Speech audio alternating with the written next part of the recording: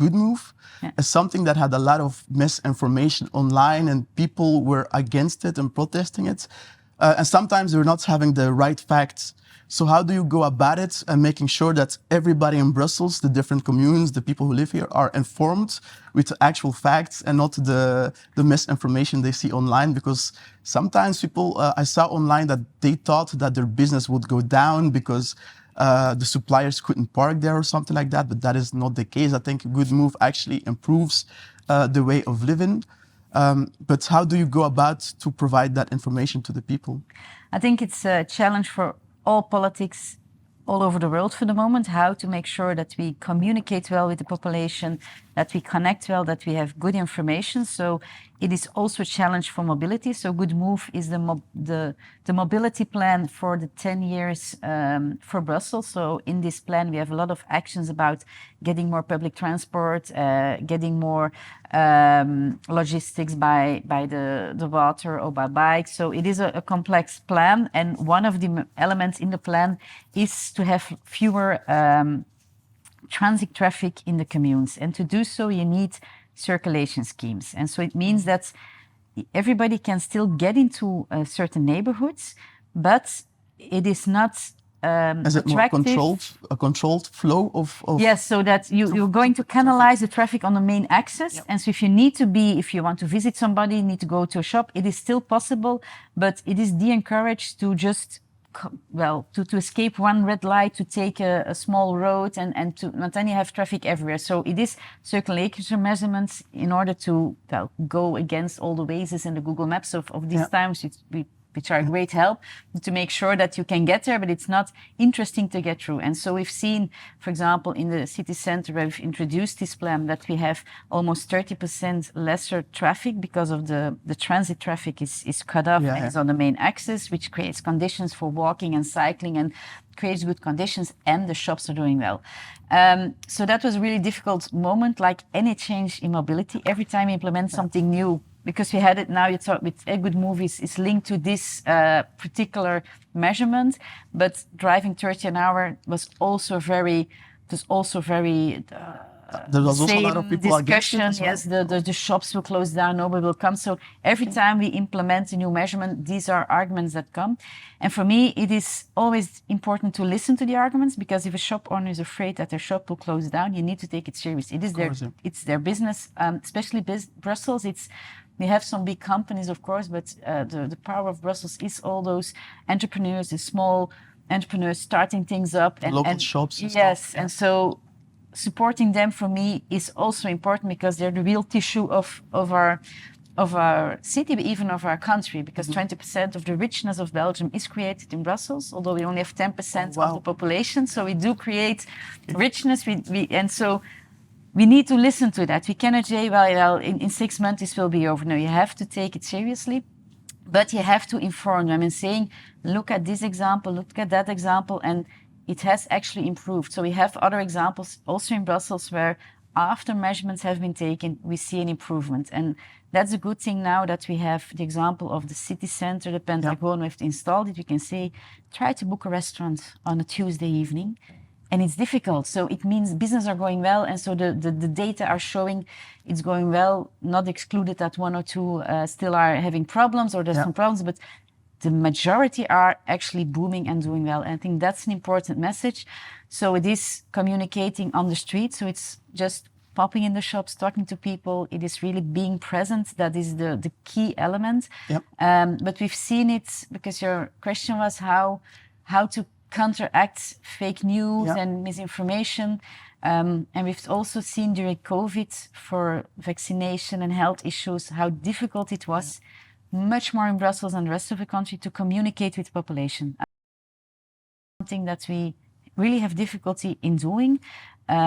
If you go, for example, to Flanders, if you want to reach population and you are at the news of VTM and VRT, you have 70% of population or something like that. Yeah. We do not have that in Brussels. There's a lot of informal communication systems. People depend on very different media. Don't you have neighborhoods organizations, maybe? We do have them, but it's not, you cannot just poof, we send out a message and it reaches everybody.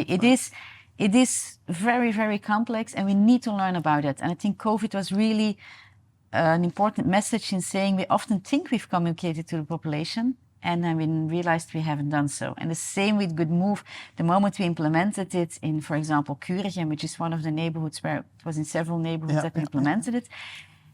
And we thought we had done a really good campaign about participation, communication. We had evening sessions online, real life. We went to the market. We went door to door. So we really went to the people. Yeah. But still, the moment you implement it, we noticed most of the people really didn't get the information. And so that's a strong lesson in being more and more creative in how to do so, taking time to do so, looking for new methods.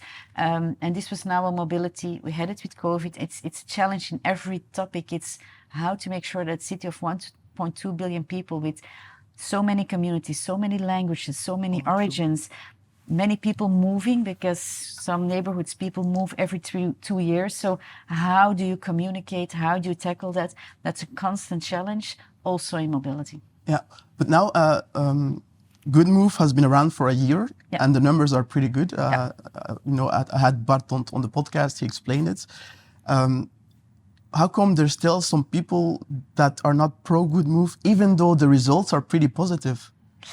Because, well, some people, the results are positive, but it depends on what you give importance to. For me, the importance of having nice neighborhoods to shop, to visit, to walk, to live in, for me, that's important. That's my political goal. I want to have not car-free neighborhoods, but car-low neighborhoods where people have fewer noise, where there's fewer stress, fewer better accidents, air, better air quality. So these are, for me, important goals, and we've reached them.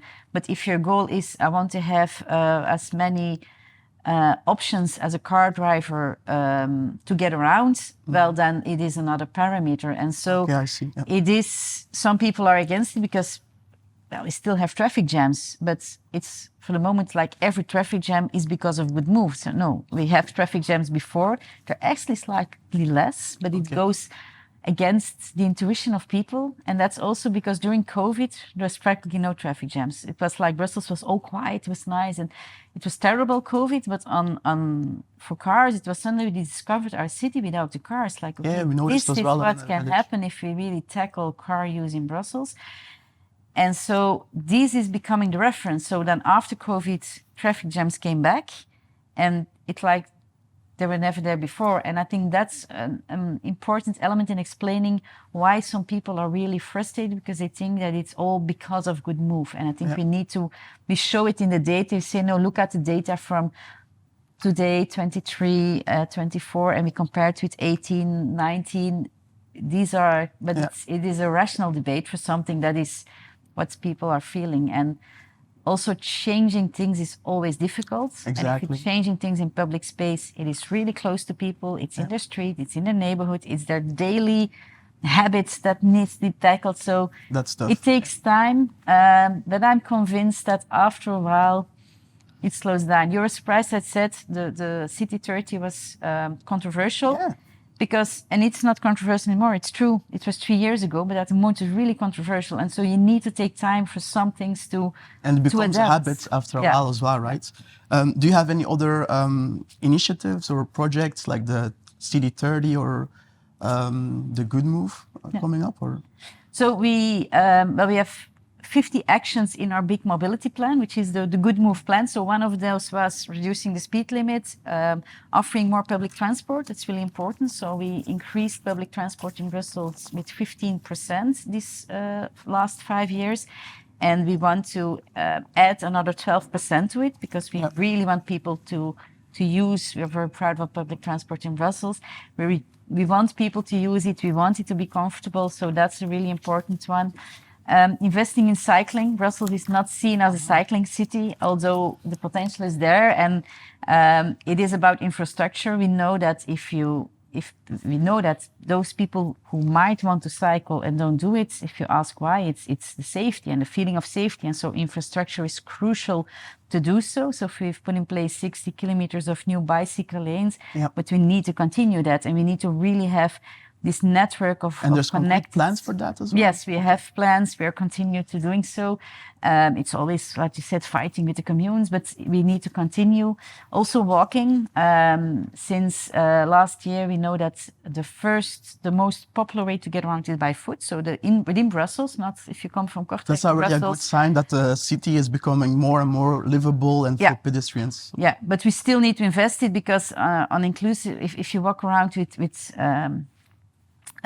a buggy, if you with children or if you're in a wheelchair, the city is really, really not well organized. So we still need to implement on a good walkability of our city. So we're renovating the pavements, which is not the most sexy or popular thing, but for me it's crucial. It's part of the whole.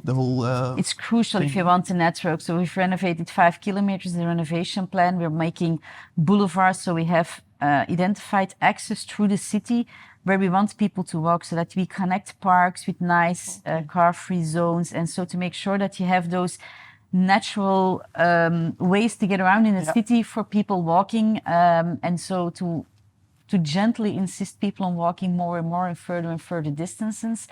So there's several plans also for transporting goods, because a lot of the traffic is delivery. People use a lot of cargo bikes in Kortrijk, actually. Yes, we have this. So it's a lot of people buy online, which is easy and it's quick and it's helpful, but it creates a lot of traffic of those vans driving through. So we also have this project with cargo bikes. So we have really invested in a long project on making sure that companies shift to cargo delivery, and it is a real success. We have about 70 companies who changed at least a part of their transport to cargo bikes. They can test it, they can get little fundings to buy the equipment, and so there's a real shift going on.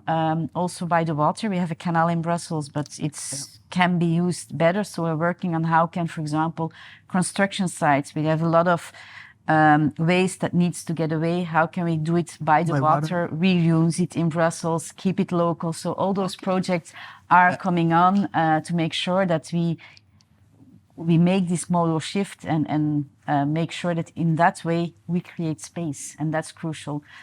Also having plans on what to do with the space. So on one hand, you want to create space, but planting trees, for example, it sounds easy, but it's so necessary in Brussels. So we have this tree planting program, especially in the most dense areas.